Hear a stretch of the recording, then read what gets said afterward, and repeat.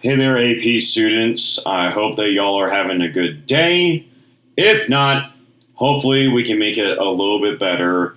As y'all know, I am currently proctoring the AP exam for environmental science over at the admin building, but I did not want y'all to miss out on content that we very much need to be able to cover. And so here's a video getting us started with Chapter 13, Milestones of the Past Century, 1950 to Present. So we are entering into a time of recovering from the Second World War. And so we start off by taking a look at rebuilding Europe.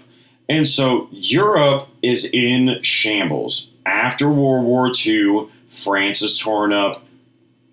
Germany is torn up. Italy is torn up. Almost all of Europe has been bombed out.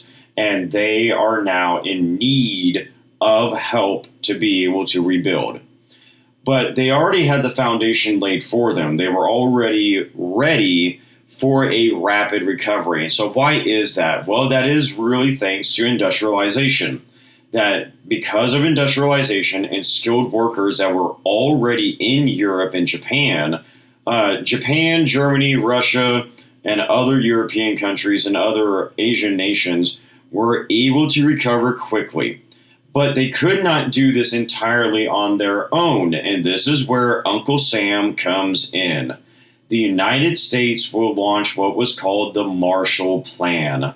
And the Marshall Plan was funneling money into Europe to be able to rebuild it. And back then, it was right around $12 billion. I went ahead and placed it into a inflation calculator to give us an idea of like how much money we were giving them. This would be a little bit over $200 billion in 2024 money. And now, the Marshall Plan was named after the Secretary of State. I'm trying to remember his first name at the moment. I believe it was John. It's named after him because he was the one who would approve it. And Marshall was known as being a stickler for how money was spent. And so he made sure that every bit of that $12 billion did not go to any kind of political graft or political corruption, that it actually went into rebuilding Europe. And so now, why would the United States want to do this? Why would the United States want to spend a huge amount of money recovering Europe when a lot of Americans are just kind of tired of the Europeans and tired of their warfare? Well, this was to quite literally buy Western Europe. It was to buy influence over Western Europe and put them under the wing of the American Eagle. Because our next big opponent was the Soviet Union. That the Soviet Union has taken over half of Europe. And so the United States now turned away from the Nazi scourge. We had defeated the Nazis. We now turn to the Soviets, that they were the next enemy for us. And this became a battle of civilization. And we're going to talk about that shortly. Now, the Europeans would take steps to improve themselves. One of the things that they would do in 1957 is that they established what was called the European Economic Community, or EEC for short. And this was to encourage economic cooperation amongst the European nations, primarily freeing up trade. That they wanted to lower tariffs, lower trade barriers, to allow the European countries to be able to trade more freely. And it was fairly successful. The Europeans began to be able to trade with one another, travel within each other's countries a bit more freely, and it allowed them to have a pretty rapid economic recovery. When you take a look at what happened in Germany, France, Italy, and everywhere else being bombed up and chewed up by warfare, by the 1960s and 1970s, Europe had almost fully repaired itself. Now, the EEC would change into what is now the European Union. And so in 1995, the EEC gets changed into the European Union. And I have to exit this full screen to show this handy GIF that I have. that it shows the spread of influence of the EEC and eventual European Union. That you see right there after 1991, we see a change of the map. That 1991 was the collapse of the Soviet Union. So if you look right there, if you look in the Eastern Bloc countries, this would be everything basically east of Germany here. This is Poland, Lithuania, Romania, and others. That right at 1991, we get a change. That's because the Soviet Union would collapse. So right about now, boom, there we go. New country gets created, and we get further spread of the European Union. So I wanted to make sure that we showed what would happen here. And you'll see Britain disappear in 2020 just right there. And we'll talk about that in just a moment.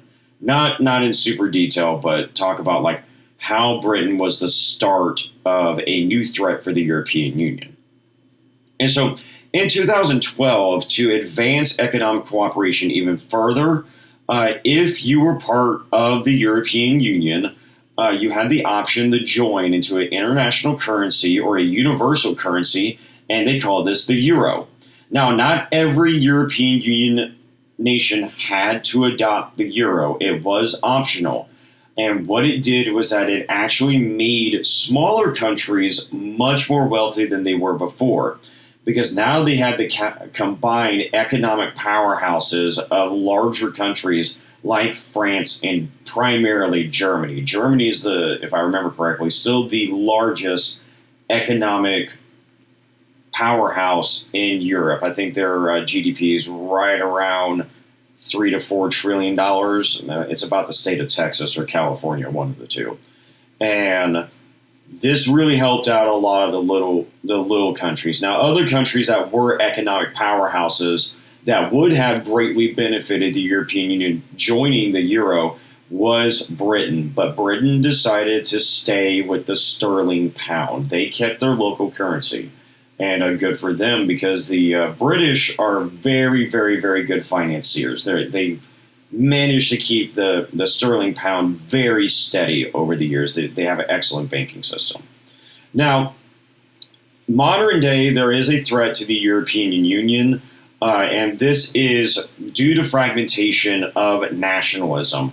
That today, the European Union is facing an issue with the rise of a lot of people angry primarily with free flow almost of immigration. The European Union has allowed a lot of foreign nations to be able to immigrate with almost no barriers into the European Union. And one of the agreements with the European Union is that if you are part of the Union, you allow for the free travel of European Union citizens. If I remember correctly, they even have a separate passport. And so this makes a lot of countries really angry. And so Britain was one of them. And so Britain, under the leadership of Nigel Farage and other what is considered far-right leaders under the UKIP party, that they would lead the charge for Britain to leave the European Union, and we called this the Brexit, and that happened in 2020. Now, because of primarily, this has been the number one issue that's been brought up is immigration and multiculturalism. That's been the number one complaints. We see the rise of nationalism in Europe today. And we see this in France with Marine Le Pen's National Rally Party. She's currently in the National Assembly of France, and she's the head of that party. The current Prime Minister of Italy, Giorgia Meloni, that she is part of the Brothers of Italy party. And Italy is increasingly getting more nationalistic. Some people have tried to accuse her of being a near fascist like Mussolini, because she did in interviews praise Mussolini for certain policies. But other than that, that may not be a fair comparison, but we'll see as time goes on. Another party that is growing in popularity in Germany today is the AfD, and in German that it would translate to Alternative for Germany Party, and this is a far-right party. Some of their members have been caught on film doing the Heil Hitler, the hand sign for the Nazi party. And then in Poland, The majority party for a while, I think they just got beat in elections, was the Law and Justice Party. And Poland decided to not abide by the free flow travel for the European Union and actually blocked all immigration to be able to enter into Poland. And so now a new game is set. A new chessboard is available for the world. That the destruction of World War II had just ended in 1945, but a new silent war, a new non-violent, for the most part, non-shooting war called the Cold War. And this would last from 1947 to 1991. And this was primarily between the United States and Soviet Russia. And it was a battle for civilization, that the world would be forced into two camps. Either they would join the United States in becoming capitalist economies with democracies, or join the Soviet-style communism of socialism with primarily dictatorship. So I like this political cartoon here that shows Uncle Sam on one side of the world, and it showed countries that were under our influence for the most part. Things would change for China in 1947. We've already talked about that, or we will talk about that. And then the reverse is for the USSR. And I really like this cartoon because it showed the attitudes of each side. That for the Soviets, they believed that the world was against them, and that this was being led by the United States. Meanwhile, over here, it looks like to Uncle Sam, the United States, that the Soviet bear was spreading his influence all throughout the primarily Eastern world. And we'll get more into this in a moment. But this is mainly what it looks like here. I like this map here, that the blue showed mostly capitalist democratic countries versus communist dictatorships across the East. And so the United States would be really quick to take action in order to bring in countries under our influence. And the Marshall Plan was excellent for us. The Marshall Plan firmly got us Western Europe to be able to want to be capitalist democratic societies. And this is thanks to the Marshall Plan. The Marshall Plan is what really helped us out here.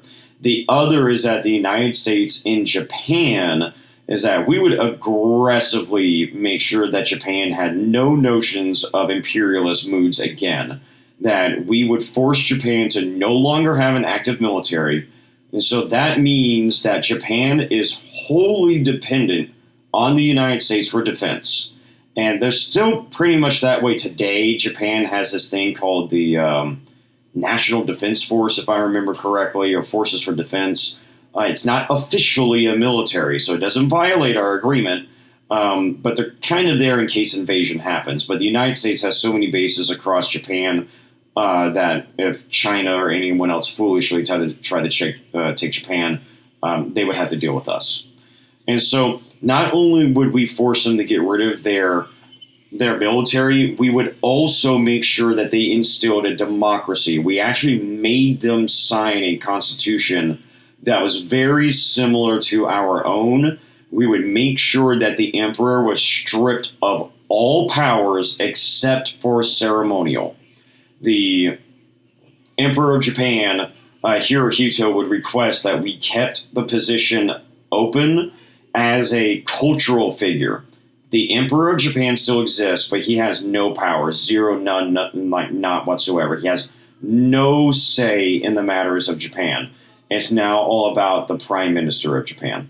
And so the United States is spreading its influence all over the Western world. Meanwhile, the USSR is spreading its influence all over the Eastern world. And so the Soviet Union would feel very threatened, and rightfully so, if we were objective here, because what does the United States and the European nations form? We form what's called the North Atlantic Treaty Organization, and it was and still is an organization of collective defense against Russian aggression. That was its original mission statement. That the NATO allies were there in case the Soviets ever decided to start attacking parts of Western Europe. So if we take a look at this map here, that it was created to make sure that since Russia was all the way here, this is Germany, modern day Germany, that if they decided to try to take over Western Germany, that all of these Atlantic nations that joined, including the United States, would all declare war against Russia. But Russia had plans of its own for a collective defense, and we'll talk about that momentarily. Let's go back. I wasn't done. And so NATO still exists today. It's only ever been invoked once. The Collective Clause Treaty of Article 5 has ever been invoked once, and that was by the United States after the 9/11 attacks. But other than the 9/11 attacks, NATO has not been mobilized. But we'll see what happens with the Russian invasion of Ukraine. They've come dangerously close, so let's see what happens. So not only are we dealing with the Soviet Union, we now have a new communist state coming to power, and this is China. And China makes its own brand of communism. Now, originally, China is trying to copy or emulate the Soviet system. But there are some really big differences between China's rise to communism and Russia's rise to communism. So China faced a very large population. They had, I think, roughly at this time, a little over 500 million people under their control in mainland China. The industrial base was extremely small. Their industrialization was non-existent for the most part. It was mainly in the cities, but the majority of the population was in the rural areas. Land for agriculture was extremely limited. When you look at the geography of China, when you start getting to central to western China, it's very, very, very mountainous. So their availability for land for farming was not as abundant as you compare it to Russia. Now, China is a huge country. Like they have good agriculture there now, but in the 1950s, they were facing serious issues. Overall, the population had very low education, very low literacy rate. Most people could not read, and they did not have any formal training whatsoever. And transportation and communication networks were not developed at all. So you had cities that couldn't talk to each other or travel to one another, much less if you're living out in the country. You were not able to get to these industrialized areas. And so Mao comes up with a solution. Mao likes the Soviet model of communism, but there were certain things that they did not like about it. One of those is that Mao and the CCP, the Communist Party of China, believed that the Soviet system created inequalities. They believed that the Soviets would create a well-educated elite.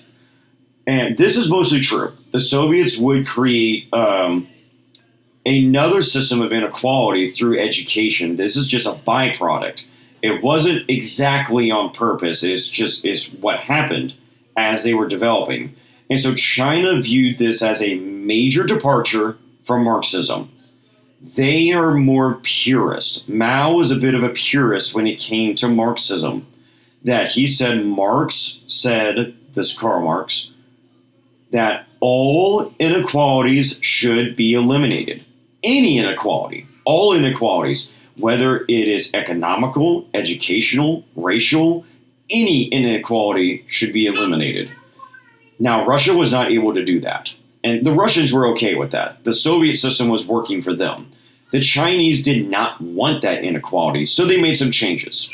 So Mao launches what he called the Great Leap Forward, and he believed that this was a much purer approach to industrialization and communism compared to the Soviet system. And so this would be from 1958 to 1960. And he believed that instead of doing industrialization everywhere, primarily in cities like the Soviets did, that it should be small-scale industrialization in rural communities. And he believed that the locals would create their own communist communities to be able to industrialize those areas. And he believed that there should be wide-scale training for peasants for them to be able to do industrialization. Again, this is a more purist idea of Marxism, the idea that communism should be ran by the people. It was a disaster. This did not work very well for the Chinese whatsoever. It was a horrendous human crime, humongous crime against humanity. I cannot say enough how bad this was. And just give you an idea, a famine would hit China. And you thought the famines of the Soviet Union was bad. We talked about Stalin shrugging his shoulders and going like, about 10 million people died in this famine. No big deal. About 5 million in Ukraine, whatever. The Great Leap Forward resulted in a famine killing 30 million people. And this was due to administration chaos because there was no top-down leadership like the Soviet system. The Soviet system is very much top-down. And Mao was trying to avoid this for the most part. But as a result, there was no formal organization, no formal administration for the most part. And so this was just a chaotic leadership.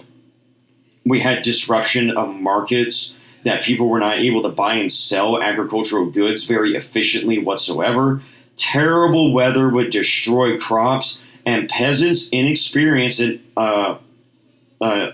education level would come to bite them. Their low education and their ability to farm was very low. And so the Great Leap Forward was more like a great jump into the grave. 30 million of these poor, uneducated Chinese people would die in the name of Marxism, in the name of communism.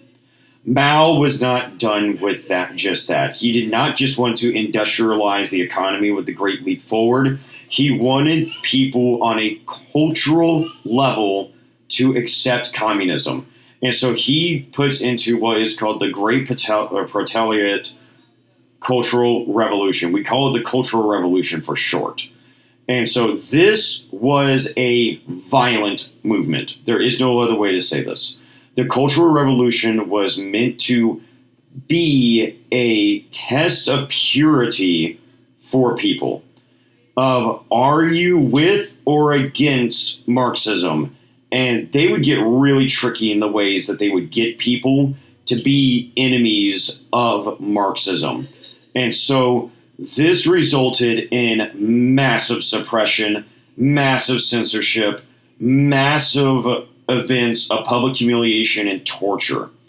And they would create what were called struggle sessions. Y'all may have heard this term before. If not, what a struggle session was you being accused of teaching, influencing, promoting, or espousing any idea that was against communism, against the CCP. And so one part of it was to find, shame, and rehabilitate, and you see how I put that in quotations here, that to get people to renounce their capitalist ways, to renounce their imperialist ways, to renounce their anti-revolutionary feelings. And so this sometimes was met with violence. We would have public killings. And so this is a clip from I think it's a film on Netflix. I saw this clip floating around, and it's just a really good example of what was called a struggle session, where they would get people, like this is a real photo on the bottom left here. Let me get my little laser pointer. That they would write out on here, traitor to the, or traitor or counter-revolutionary, and put an X through it. And then most of the time, these guys would wear these cone hats. I don't know the significance of these cone hats. They look like big old dunce hats. But it would say the same thing on there. You can see on there that it would have on there like counter-revolutionary or their crime written on there. And so what was this guy's crime? Why was he brought out in front of a crowd of cheering people to essentially be tortured? Well, let's take a look.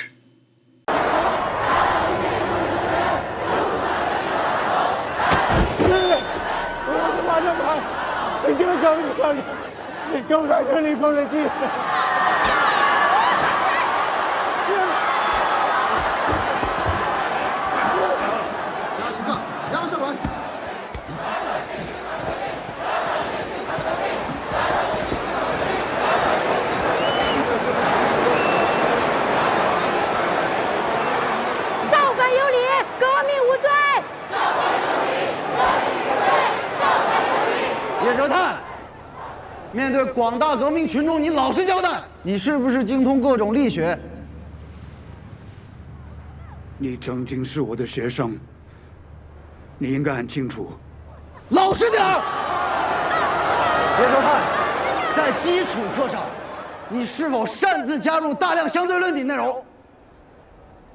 相对论已经成为物理学的古典理论，基础课怎么能不涉及它呢？你胡说！爱因斯坦他有奶便是娘，抛弃我美帝国主义造原子弹。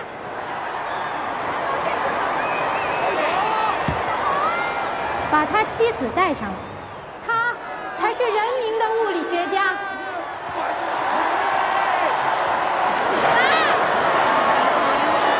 叶哲泰，我现在已经彻底的醒悟了。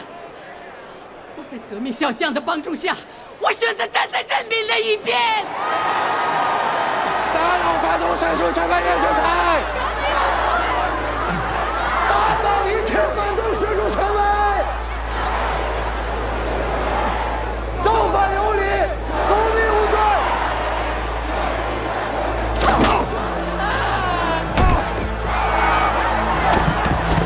Stop it there because they beat this guy to death. And that guy actually existed. That physics professor was a real victim of the Cultural Revolution of China. And so y'all may have seen in that crowd a lot of people holding those little red books. Those little red books was a compilation of the teachings and sayings of Mao Zedong. And that was the title, if I remember correctly, is that it says the sayings of the great leaders, something along those lines. But that's the little red book that they were holding is like the gospel of Mao Zedong, essentially. And so who were the ones who were committing the Cultural Revolution? Well, this is a lot different from the USSR. The USSR would use their secret police. They would use the KGB and other organizations to go and hunt down enemies of the state. Mao would actually allow locals to go and do this. And so he would really get young people, young adults, like children y'all's ages. Like I'm talking about like 17 to 20-year-old children. And again, if you're above the age of 18, I really don't consider you an adult until you're 22. Y'all have already heard me say that. And so if you're sitting there a little insulted, I don't mean it that way. It's just y'all are young. That's all. And so these kids would get into these uniforms and they were called the Red Guard. And the Red Guard was the one that would go out and find people who were enemies of the CCP. And so this would be party members who maybe said something wrong or said something that was suspiciously counter-revolutionary. This would be teachers, intellectuals, professors, factory owners, and managers. It could be anybody. But it was primarily people like teachers, professors, and writers. Why? They were the well-educated elite. They were the ones who were going to question the system. If you look at every communist movement, the first people they target to get them out of the way were teachers, professors, and writers. They always went after them because they were the ones who would ask questions and stand up for the truth like this brave man did. He did not back down from the truth. He said that relativity is the fundamental basis for physics. He would not back down to it. And you heard the woman, I don't know what her name is, that Red Guard woman, yelling at him. And the reason why relativity is wrong, not because it has any scientific reasoning against it. It's actually still in use today. We use relativity for all sorts of things like time delineation, the movement of the planets, everything. It is because Einstein helped the Americans. It is because it is against the idea of communism, not because it's not scientifically sound. What a illogical movement that this is. And so this would break out all across China, and the Red Guards would get a little overzealous. And what would happen is that local chapters of the Red Guard would begin to turn on one another, and they would start to fight each other. Eventually, Mao had to send in the military to stop the violence of the Red Guard, that the Red Guard started to turn in on itself. And so China is growing in cultural power for their communism. So meanwhile, we have the Cold War dividing the world. We have East versus West. Which system is going to come out on top? The Soviet communist system or the American capitalist democratic system? And that is what the world was forced into.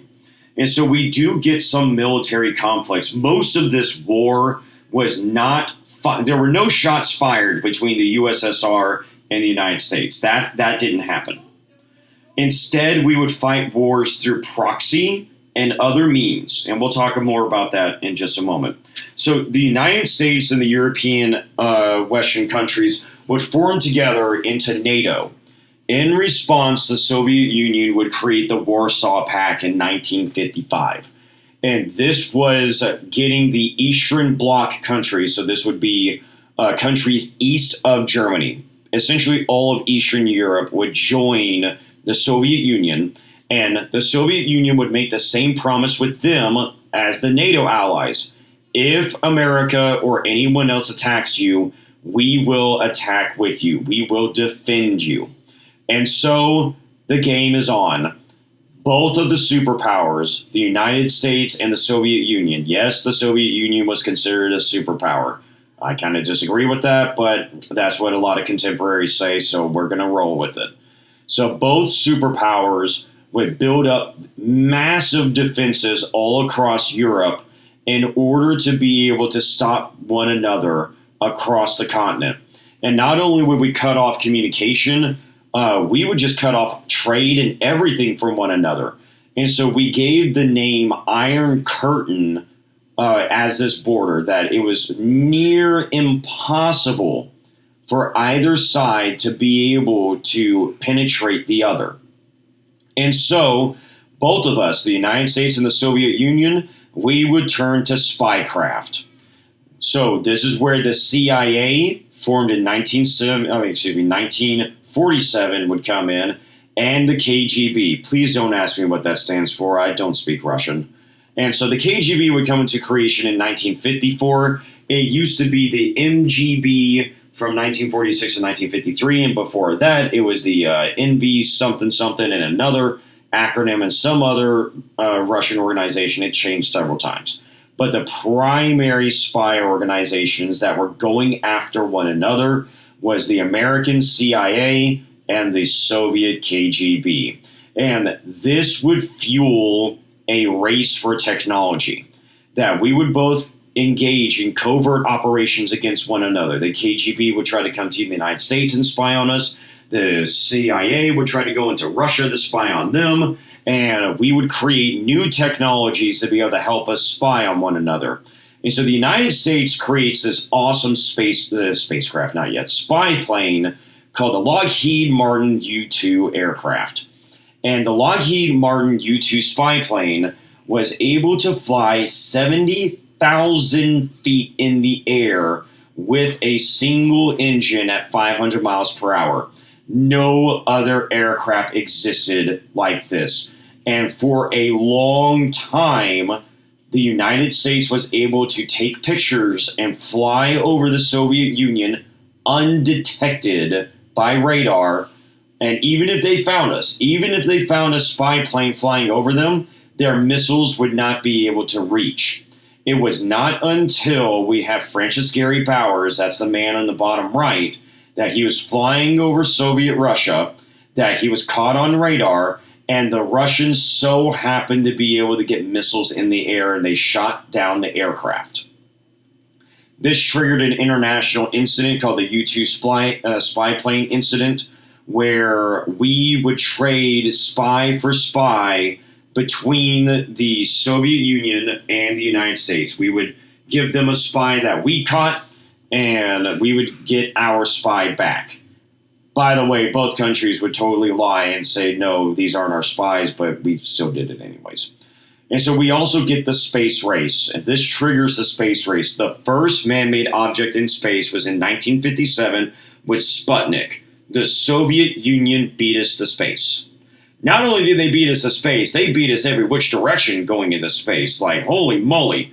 Sputnik 2, they launched a dog up into that spacecraft. It's the first animal in space. By the way, the poor little puppy died in the spacecraft of suffocation and burned up in the atmosphere on the way down. So if y'all are wondering if the dog was okay, no, I'm sorry to say.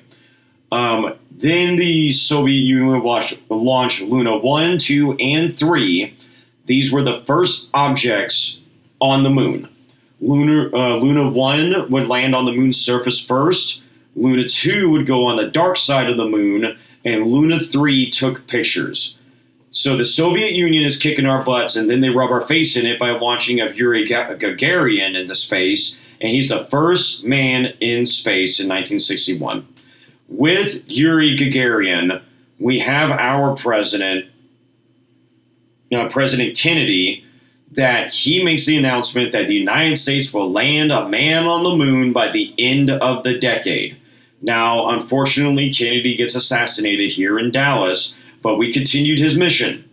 Apollo 8, the first humans to orbit the moon in 1968, and then Apollo 11.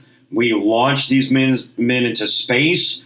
They are the first humans to set foot on the moon in 1969. We did it. And if any of you say that this didn't happen, we're going to have a serious conversation. I can already hear some of y'all saying this and making me mad. And so Apollo 11 is the first man on the moon, and we have not returned since. The United States is currently creating a mission to return to the moon, only because the Chinese says that they're doing it right now too. So here we go, Space Race 2.0. Now, the Cold War intensifies.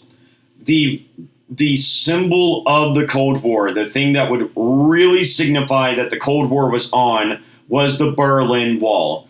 So Germany was split in half. Germany was actually two countries at one point.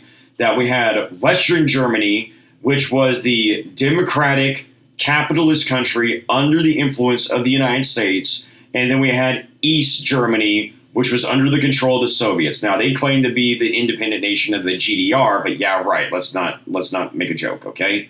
It was under the control of the Soviet Union. The Soviet Union, growing so paranoid about being so close to the enemy, would literally build a wall across Berlin, cutting off the city. The city was split in half, and the construction started in 1961. So here's a clip of them building the wall.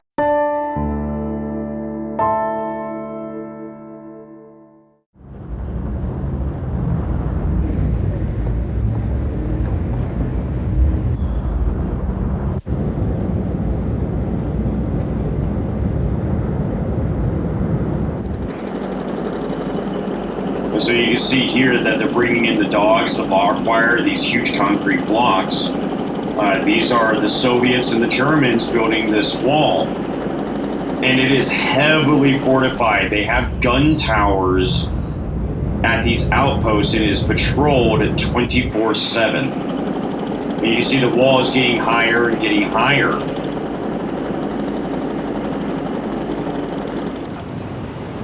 And so the East Berliners are starting to come out and realize what's happening.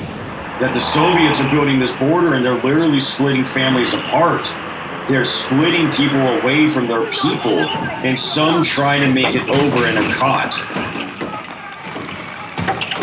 Some people just book it. That person just ate it into the barbed wire, trying to get out. They get caught by the fire brigade.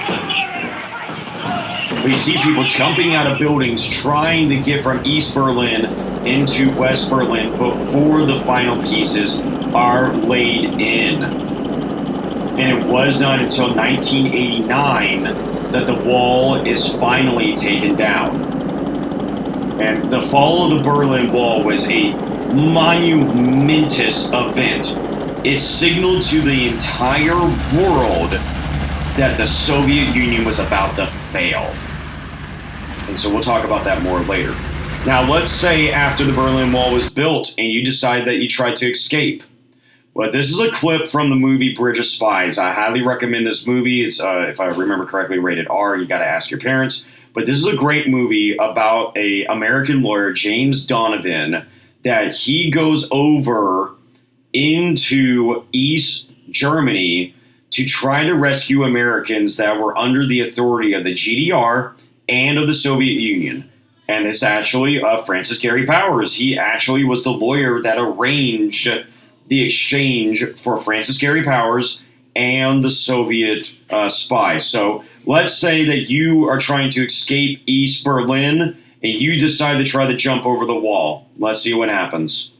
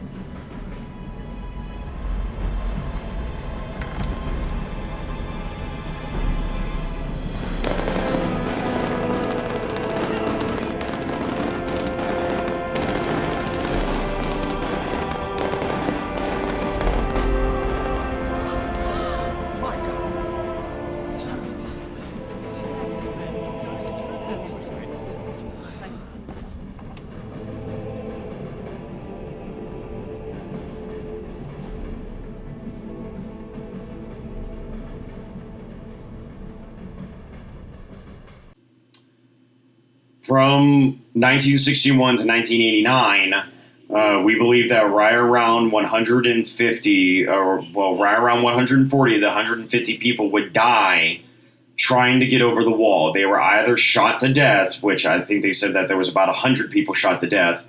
40 people would die either by suicide trying to get over or injuries that they sustained trying to get over the wall. And so we not only have this conflict going on in Berlin and parts of Europe, the Soviet Union at the same time, when we have the technological race, in Southeast Asia, the Soviet Union is spreading their influence, and they're doing it very effectively. Many, many nations are falling under the allure of the Soviet system. And so not only does China fall to communism, but we start getting Vietnam, Korea, Laos, Cambodia, Cuba, and more. We got some South American nations that begin to fall under the hypnotism of the Soviet Union. Now, the United States would take direct action in a couple of these countries, Korea and Vietnam being two of the biggest ones. And Korea would be waged from 1950 to 1953 for the United States. Now, I know I have on here 1950 the current because technically the Korean War is not over. The Koreans, South Korea and North Korea, are still technically at war. They just have an armistice right now. The United States would enter into Vietnam 1955 to 1975 with the Vietnam War, and American troops would step into both these countries to try to stop the spread of communism. And we would call this strategy containment.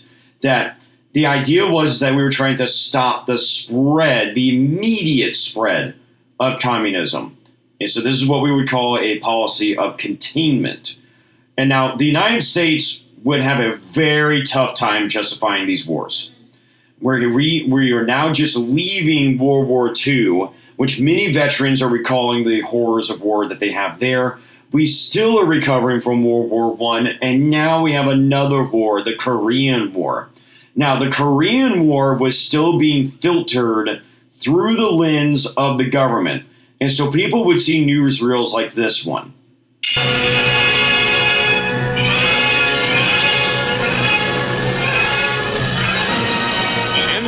the United Nations troops push on in the cautious advance against the communists. An advance whose purpose, General Ridgway states, is not to seize ground, but to wipe out the enemy. The Chinese Red Army, fighting desperately in small isolated stands, prefers to give ground on wider fronts rather than join battle. And it's up to the infantry to clear out the pockets of die-hard communists. With the enemy falling back to the Han. And so we see with this clip that it's very much filtered through what the government wants the public to see.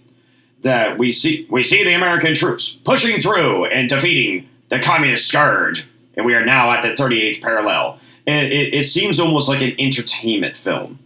That Americans would see this, and it's borderline propaganda. And so the Korean War was much more accepted. Now we get to the Vietnam War. And the Vietnam War was waged for almost 20 years, from 1955 to 1975. It was off by like a month or so. And the Vietnam War is what broke Americans' trust with the government. The Vietnam is one of the events. Watergate with Nixon is the other, but we'll talk about that when you guys take me for AP US History. Vietnam made Americans angry. And the reason why is because, and I'm going to put this on the bigger screen, Vietnam was the first war that was brought into American homes that was not filtered by the government. This is when news media like CBS, NBC, and others were able to go in, film the war themselves, and then report it to the American people. So now the American people were seeing the war for what it was. And so let's take a look at what that looked like for many Americans. So this was a report by CBS. And this was the report that really starts Americans to be really upset with the Vietnam War. Of the village of Cam Ni with elements of the 1st Battalion 9th Marines. And we were walking into this village when you can hear what happened.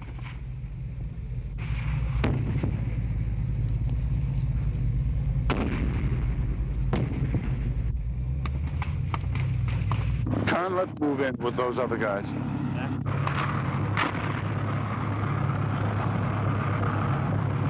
This is what the war in Vietnam is all about. The old and the very young. The Marines have burned this old couple's cottage because fire was coming from here. And now when you walk into the village, you see no young people at all. Fire was coming from light automatic weapons fire was coming from all of these villages. It's not really one village, it's a string of huts. And the people that are left, come this way, Con. The people that are left are like this woman here, the very old.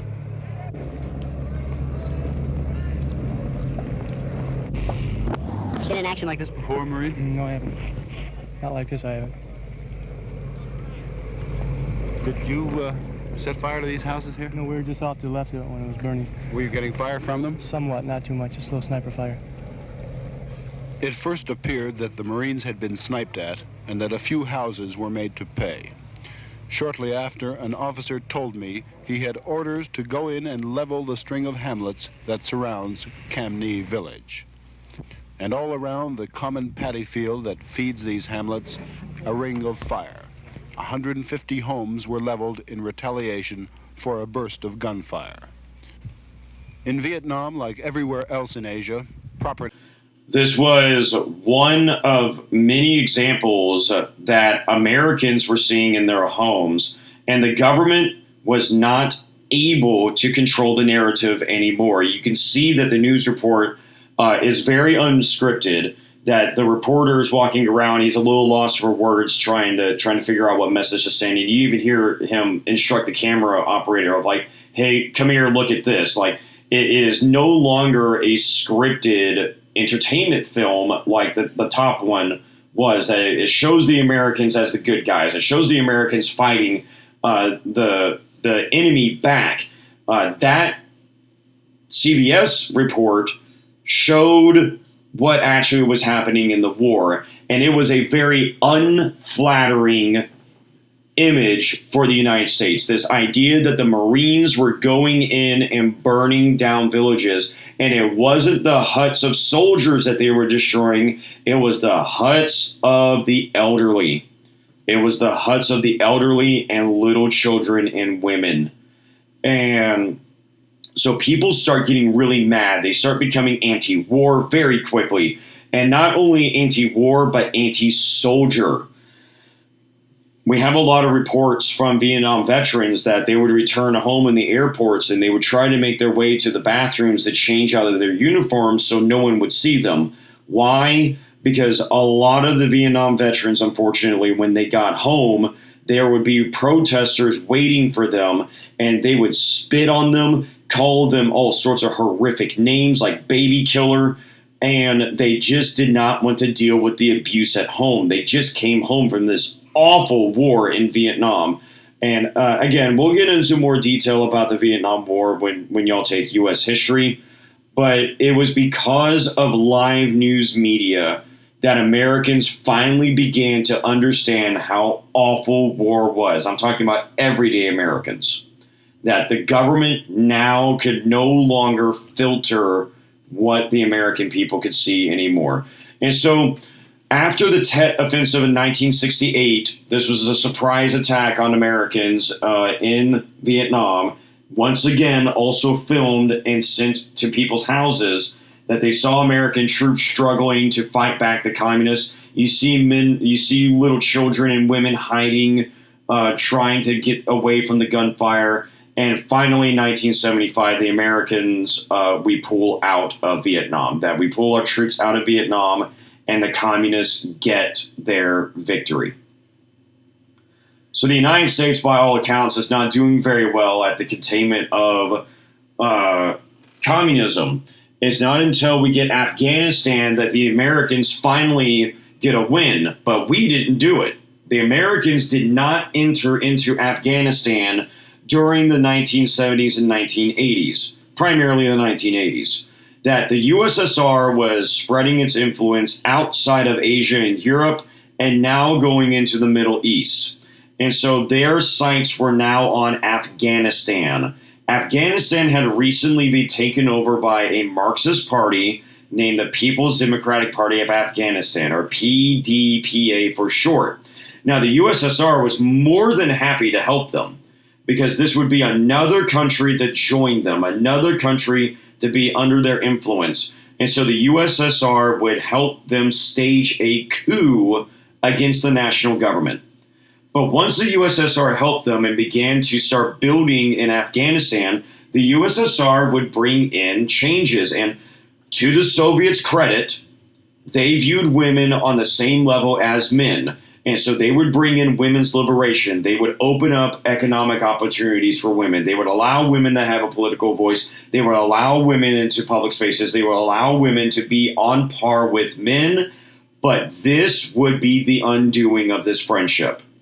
Thanks to the conservative religious beliefs of the local Muslim population, the PDPA would be ripped out of the hands of the USSR, but not Afghanistan. The Soviets did not want to lose Afghanistan, not because of any real strategic positioning for the most part. There was that, but that wasn't the real motivating reason. They did not want the appearance of failure. The Soviets did not want to appear that they had failed in spreading communism. And so they would stay in Afghanistan and they would wage the Soviet-Afghan War from 1979 to 1989. This was a great opportunity for the United States. We did not have to send in our troops. We instead gave money. And so under the leadership of this man pictured on the bottom left, that's Senator Charlie Wilson, that he would dramatically increase the funding for the CIA. And we would conduct what was called black operations. And black operations, or black ops, are secret missions that are not even known to the president. The president didn't really know that this was going on for the most part. Later on, it would come out. Now, what did the CIA do? It would actually give money and arms to a local, well-motivated resistance group called the Mujahideen. And the Mujahideen would help, not help, but they would fight the Soviets on behalf of the United States. And one of the things that we would give them was these anti-aircraft RPGs, these land-to-air missile launchers like this one. Because one of the things that the Soviets would do is fly these helicopters into Afghan villages and just mow them down. They would tear them apart with these machine guns and missiles. And these poor guys were defenseless against the Soviets. And so when the CIA started to give them these, it turned the war around for Afghanistan. Afghanistan is internationally known as the Empire Killer. The English could not hold on to them. The Soviets could not hold on to them. And dare I say, the United States couldn't either, thanks to the current administration. We pulled out of Afghanistan and abandoned our allies in Afghanistan, the same as the English, the same as the Soviet Union. And so the fight is still on with the Cold War. So for now, that's what I have for y'all. Please make sure that y'all are taking notes and read your books. And I will be back in the classroom on Friday. Y'all have a great Thursday.